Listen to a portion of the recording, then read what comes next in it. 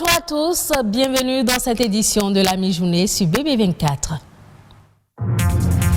La drépanocytose est une maladie génétique qui sévit pour la plupart en Afrique. Vivre avec ce mal est aujourd'hui possible. Les acteurs de la santé sensibilisent sur les moyens de prévention et de prise en charge.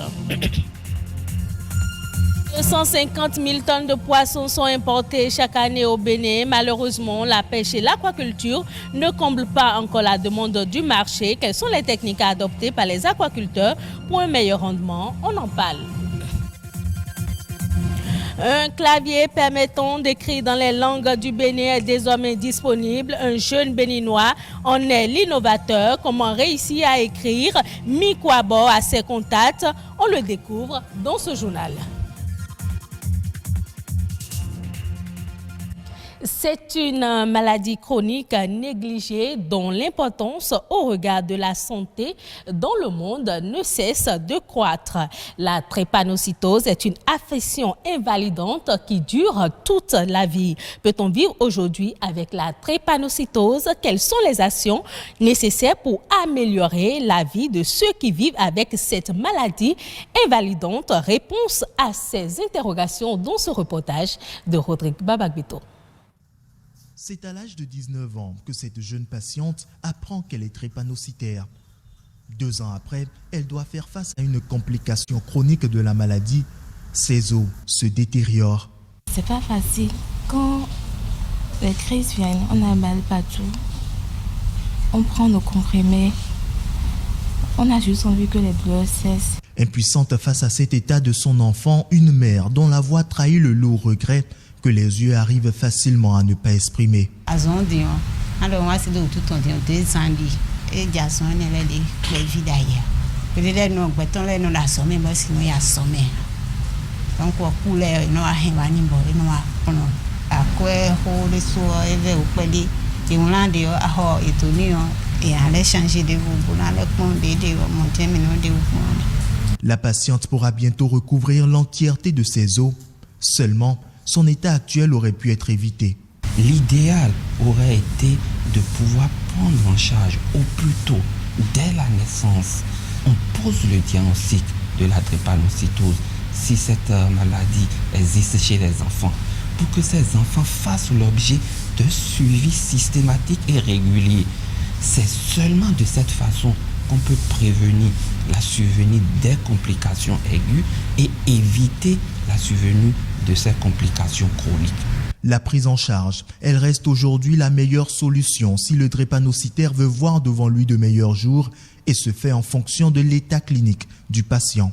Nous avons la prise en charge primaire qui concerne le style de vie que doit adopter le patient drépanocytaire, qui inclut les consultations trimestrielles, les contrôles trimestriels. Le patient est censé boire 3 litres d'eau plate par jour. Quand la crise est sévère, il nécessitera d'une hospitalisation, des antalgiques, une antibiothérapie qui est probabiliste selon le tableau clinique du patient. Dès lors que le malade accède aux soins, je pense qu'il pourra vivre comme tout le monde. Guérir de la drépanocytose est bien possible aujourd'hui grâce à la médecine. Il y a des possibilités d'aller faire ce qu'on appelle de l'allogreffe. Ça veut dire qu'on va remplacer la moelle osseuse du patient, de la personne qui est drépanocytaire, par une moelle osseuse d'une personne qui n'est pas drépanocytaire. Et ça se fait déjà. Ça se fait même au Nigeria à côté. Ça se fait au Maroc. Ce qui vient et qui est en cours et qui va révolutionner beaucoup cette maladie, c'est la transgénétique. Des opérations encore très coûteuses et très contraignantes. Pour les médecins, le seul rempart est de ne pas s'unir quand les deux conjoints ont une électrophorèse de type AS ou AC. L'aquaculture est l'une des solutions trouvées par les experts pour combler les besoins en consommation halieutique du marché au Bénin. Avec l'aquaculture, c'est aussi une nouvelle génération de poissons en voie de disparition qui seront désormais disponibles dans les assiettes. Cependant, l'aquaculture n'est pas une activité banale. Il faut maîtriser les techniques pour avoir un bon rendement. José Abodrenou nous donne ici plus de détails. Quand on parle de l'aquaculture, les gens confondent l'aquaculture à une branche de l'aquaculture qui est la pisciculture.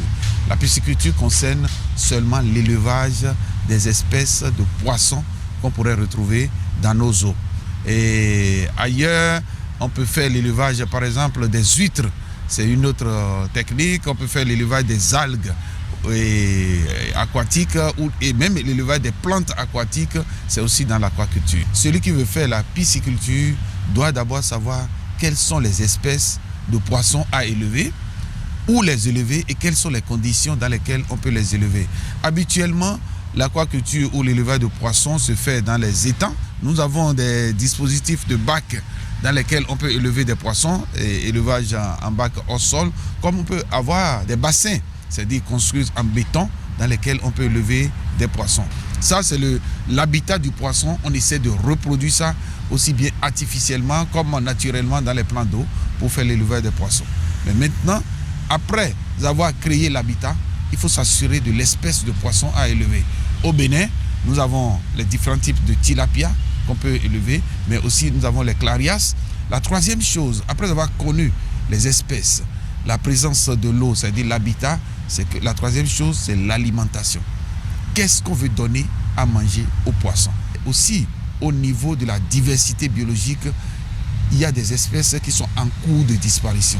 Et aujourd'hui, quand vous allez dans le monde de l'aquaculture, en ce qui concerne les poissons d'aquarium, c'est pour la plupart des espèces qui ont disparu de leur écosystème naturel à cause de la surexploitation. Et aujourd'hui, l'aquaculture reste la seule solution pour faire revivre encore ces espèces. Ça veut dire que ça permet de renforcer la diversité biologique dans nos pays. Parlons de l'alphabétisation. À présent, dans le reportage à suivre, nous vous emmenons à la découverte d'un jeune béninois qui aligne le numérique à la maîtrise des langues nationales. Il a mis au point un clavier permettant d'écrire dans les langues du Bénin. Comment réussir à écrire Mikwabo, Mikudogbada et même envoyer des stickers en fongbé à ses contacts grâce à ce clavier. Élément de réponse dans ce reportage de Rodrigue Babakbeto. Écrire dans sa langue maternelle n'a jamais été le fort de Ruth jusqu'à il y a quelques mois. Aujourd'hui, elle y est attirée de plus en plus. Quand on parle d'alphabétisation, je me suis toujours dit, c'est pour, excusez-moi Andrif, les illettrés, les demi-lettrés. Et donc, pour moi, je me la joue la petite intello, donc je n'y touche pas. Mais là, j'ai vu que je ne m'y connaissais en rien, alors que ça, c'est ça mon patrimoine. À la base de ce déclic, ce clavier numérique permettant d'écrire dans toutes les langues nationales. Christelle fait partie des tout premiers testeurs de l'application. Ce matin, elle mène une discussion en langue fon via WhatsApp, un exercice certes pas facile, mais par la volonté, elle arrive à s'en sortir. Je pense que la première difficulté qu'il y a par rapport à l'application, c'est, on va dire, peut-être une lacune personnelle parce que je ne suis pas très alphabétisée en fond. Donc, déjà, pour pouvoir écrire avec un clavier, il faut savoir écrire les mots. Et quand vous ne savez pas écrire les mots, ça vous pose forcément problème. Mais ce n'est pas lié à l'application. Et c'est en cela que c'est heureux d'avoir une application qui aujourd'hui motive chaque Béninois à vouloir savoir davantage sur sa langue, à vouloir être alphabétisé. En plus de ce clavier, 221 stickers, tous en fond, sont également conçus. Joindre l'utile à l'agréable grâce au numérique, voilà ce que fait Fabroni Yoklounon. Déjà sur Facebook, des citations en langue fongbé sont publiées sur une page qui touche près de 17 000 abonnés. Aujourd'hui, avec le clavier en langue fon, il est déjà à plus de 1000 téléchargements en à peine un mois. C'est un clavier d'abord basique parce que vous pouvez écrire en français et dans toute langue utilisant l'alphabet latin, mais là où il y a la spécificité, c'est que sous les lettres, il y a les caractères spéciaux de nos langues. Donc quand par exemple je prends le A, donc vous voyez, sur les claviers habituels de Google, vous ne verrez pas tous ces diacritiques. Il y en a, mais ce n'est pas tout. Donc nous on a inséré pour tous les alphabets nationaux. Vous prenez le E, qui est très important en fongbé, vous avez ces diacritiques. Donc par exemple, les deux lettres, là, nous on les a créées parce que c'est beaucoup utilisé dans les alphabets nationaux. Tout lentement, Fabroni fait son bonhomme de chemin avec pour dynamique de pousser à une officialisation de la langue fon comme deuxième langue parlée au Bénin. On ne peut pas écrire l'arabe avec un clavier français, c'est impossible. On ne peut pas écrire le chinois avec un clavier français, c'est impossible. L'autodétermination nous appelle à écrire le fongbé avec les lettres fon, à écrire le bariba avec les lettres bariba. Mon travail, c'est pas d'abord alphabétiser les gens, mais c'est d'apporter des contenus. Si déjà il y a des contenus, on peut formaliser la langue. Quand il y aura de données, les gens seront alphabétisés de façon simple sur Internet. Ils vont écrire, ça va corriger automatiquement comme en français. Le prochain défi reste la création d'un dictionnaire franc-français 100% au compteur de l'alphabétisation des langues nationales au Bénin. Il y croit. Suivons à présent les autres faits de l'actualité nationale. La nation en bref, c'est avec Ulvaïs Balogun.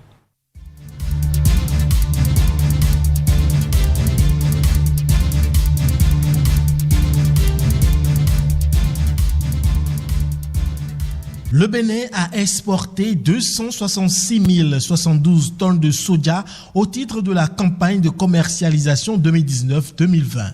L'information a été rendue publique par la ministre de l'Industrie et du Commerce, Alimatou Chadia Assoumon, à l'occasion du lancement de la campagne de commercialisation 2020-2021 du soja. Selon la ministre, le Bénin et la Chine ont signé un protocole d'accord pour l'exportation du soja et déjà 10 130 tonnes de soja ont été exportées vers la Chine, soit 3,80% des exportations pendant la première année de mise en œuvre du protocole.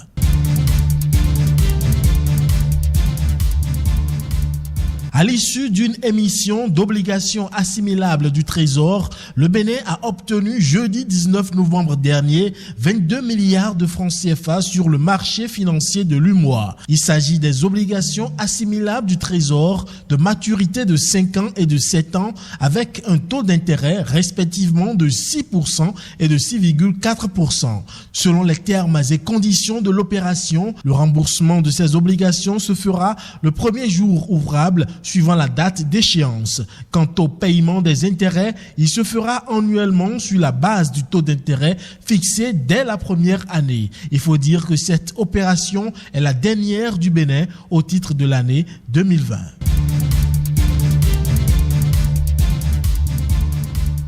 Et puis les travaux de construction de la première centrale solaire photovoltaïque ont été lancés la semaine dernière à Pobé. D'une capacité de 25 MW, elle sera érigée à Ilou-Lofin sur un domaine de 96 hectares appartenant à la SBEE.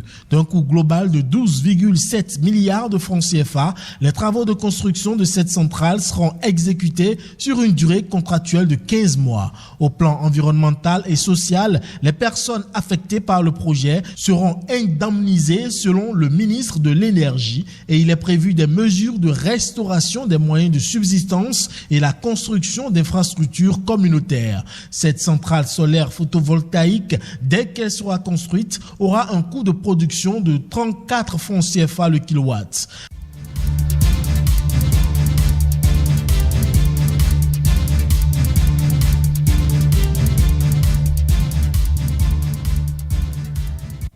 Au Sénégal, le taux d'électrification rurale est passé de 43% à 54% entre 2018 et 2019. Cette avancée rapproche le pays de son ambition d'atteindre l'accès universel à l'énergie d'ici 2025. Le pays qui poursuit le processus de diversification de son mix énergétique élabore une nouvelle tarification pour la période 2020-2022. La fixation de ces conditions tarifaires reste un processus transparent, en ce sens qu'il appelle à une approche participative et inclusive, a expliqué le président de la commission de régulation du secteur de l'électricité. C'est la fin de ce journal. Merci de l'avoir suivi et retrouvez cette édition sur le site de l'ORTB, www.ortb.bj.